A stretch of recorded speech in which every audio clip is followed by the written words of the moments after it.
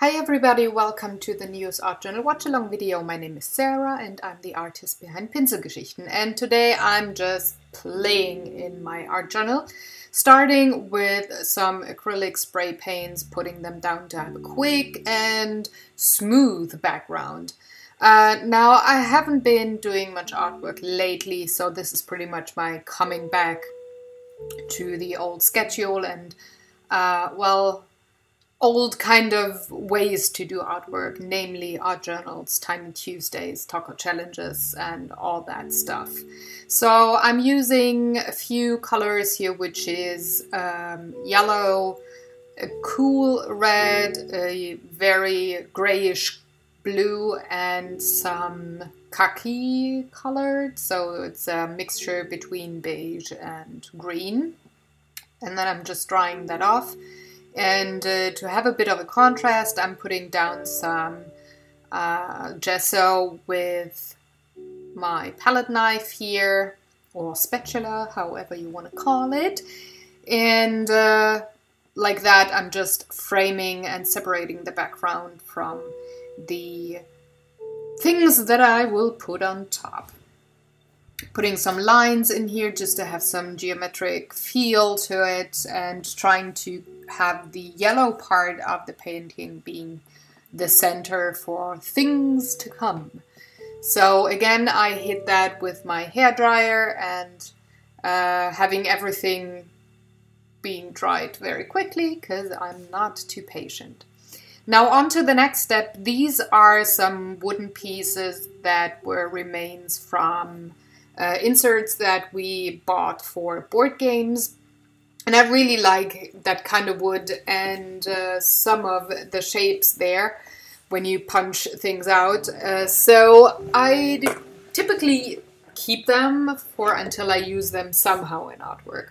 So I just arranged them for the purpose of like which ones are going to be that pinkish red and which one is going to be green. One of those weird star kind of shapes is going to be a different color. So I have to be really careful while I dry those because you see them flying off my acrylic glass kind of thing here. But it worked out fine enough, so all is good. Like I said, one of those shapes I'm having in a different color, and it shows a very, very bright apple green, just to have a big, huge, prominent contrast to the pinkish colors that are in the background as well as on those wooden pieces. Now, once they are dried, I'm hitting that green shape with some turquoise ink, and then I'm gluing all the pieces down with just regular liquid crafting glue. Nothing fancy here. The pieces are light enough so I don't have to make sure that they really stay down. They bind fairly nicely with the background, so a standard glue is fine enough. I'm using those pieces to frame the painting again. Just having a second kind of a frame other than the gesso, and just to have like a diagonal line there that is all throughout the painting somehow, like in those wooden pieces, and also very soon with the flowers. Now I'm punching out a few flowers, and this paper here actually was the wrapping of my swap partner from May.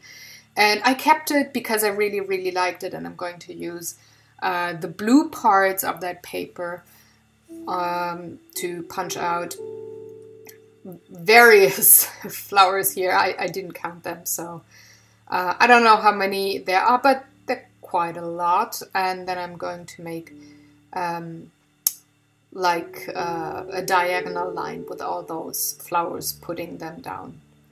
I'm using my tweezers because I just have two fumbly fingers, so I want to make sure that the flowers hit the background glue side down, and that's way easier with with the tweezers for me.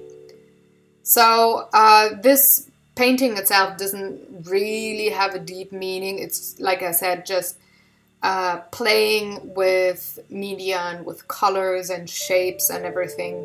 Again, after weeks and weeks not doing anything artwork-wise, or just having finished the Jolly July, I should say.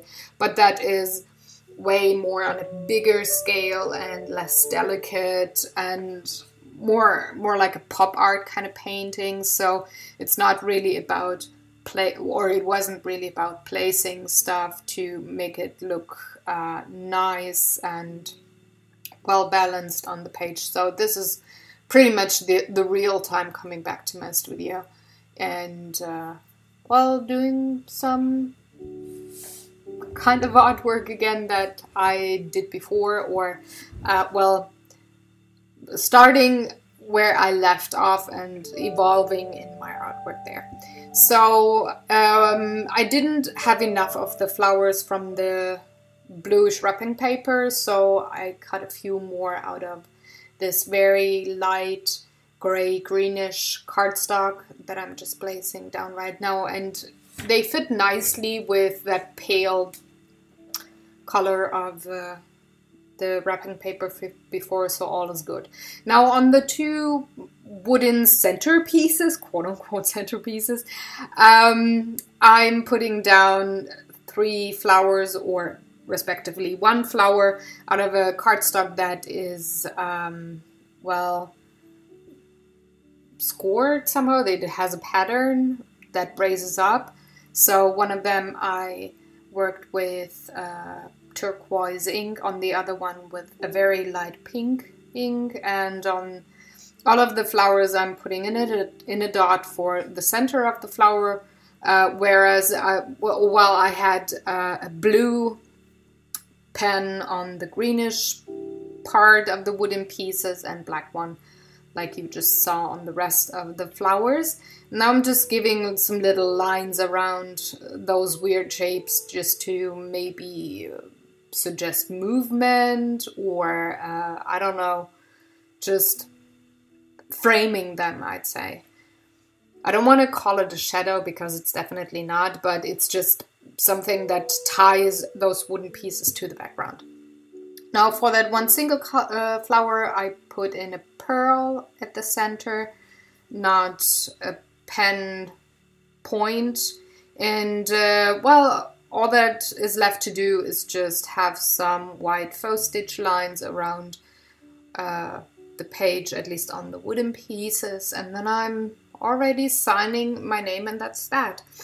So I thank you all for watching. If you have any questions, please leave them in the comment section below, and I will see you tomorrow on the new Tiny Tuesday, and I can tell you already it's kind of goofy. I will see you also next week's Monday with a new art journal, and like I said, thanks for watching. Have a good one. Bye bye.